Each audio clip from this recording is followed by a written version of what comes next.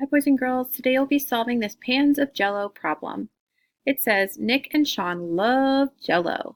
Mom makes a rectangular pan of Jell-O for Nick and a rectangular pan of Jell-O for Sean.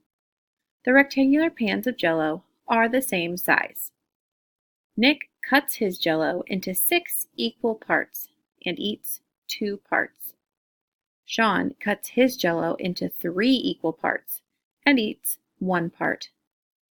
Nick says they both ate the same amount of Jell-O. Is Nick correct? Use numbers and symbols to support your answer. So again, boys and girls, I always love pictures for story problems, but especially for fractions. So I think that the best way to do this would be to draw 2 rectangles, since they are both rectangular pans, maybe one on top of the other, so you know they're exactly the same size. Remember, we can't compare fractions unless the whole things that we are comparing are the same size.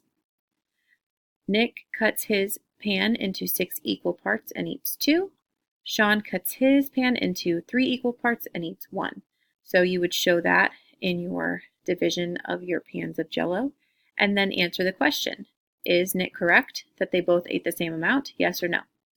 Now, yes, you can solve this in other ways as well. So if some other method or strategy works for you, then that's fine. But do be sure to show your work and tell me, yes, Nick is correct, or no, he is not correct, and this is why.